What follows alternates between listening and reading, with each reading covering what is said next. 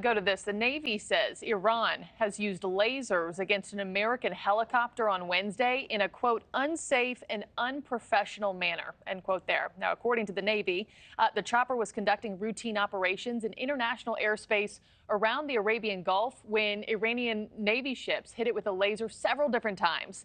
The Navy also says no injuries were reported and the aircraft wasn't damaged. For more on this one, let's bring in Jamil Jaffer, founder and executive director for the National Security Institute at George Mason University's Antonin Scalia Law School. Jamil, it's good to see you once again on the show, and happy Friday to you, sir. Just your top-line thoughts on the matter and what the appropriate response from the United States should look like.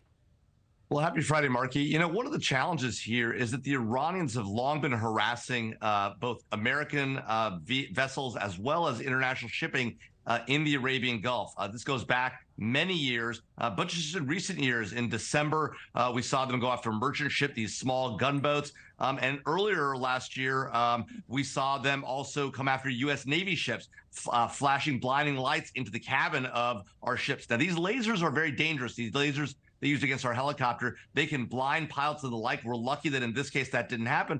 But this is a constant theme of harassment by Iranian, teams, both on their vessels as well as in other vehicles in the Arabian Gulf, trying to say this is our zone, not yours, even though these are acknowledged international waters in the Arabian Gulf. And to your point, this is not the first time we've seen Iran attack U.S.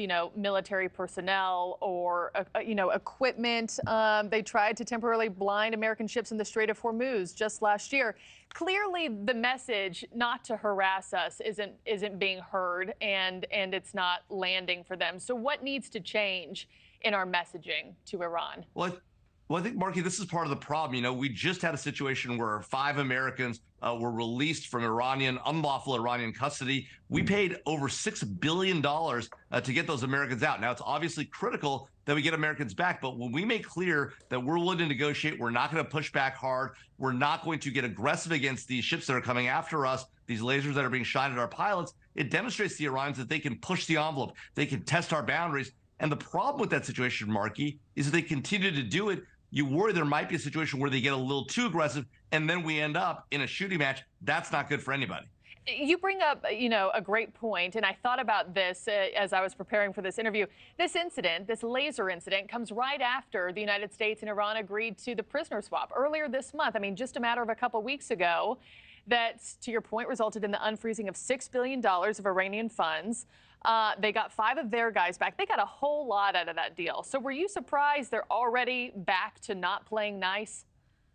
Well, it's consistent with their behavior over many years. They have come to realize that we won't push back, that we will give them what they ask for. We'll give them a nuclear deal that doesn't really restrict their program in significant ways. We'll give them billions of dollars to get our American hostages. And let's be clear, these were unlawfully detained Americans. They were hostages back. Not only will we give them $6 billion, we'll give them 5 of their people back as well, as you just pointed out. This is the entire problem of our relation with Iran. They understand they can push us around, and we won't push back aggressively. That's the challenge with the current policy and the policy we've had historically for a number of years. Yeah, I know a lot of people thought that deal, particularly Republicans, thought the deal was pretty lopsided.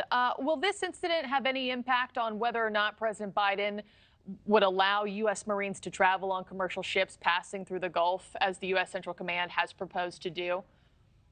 Well, look, I think that the Biden administration has been pretty good on this issue of freedom of navigation. I think we will continue to push the envelope, not just in the Arabian Gulf, but in the South China Sea as well, where China's getting increasingly aggressive. That is the one, I think, significant spot. We've made clear we intend to keep international waters open.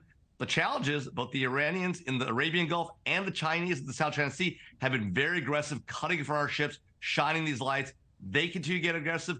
We continue to sail through. That leads to a potential where if we don't really tamp this down, something may tip over, and that becomes problematic for everybody involved. Yeah, and not to mention those lasers are just dangerous for everybody involved, pilots as well. Gosh, Jamil Jaffer, thanks so much. As always, appreciate your insights. Thank you for watching. Go to newsnationnow.com to find NewsNation on your television provider. And don't forget to click the red subscribe button below to get more of NewsNation's fact-driven, unbiased coverage.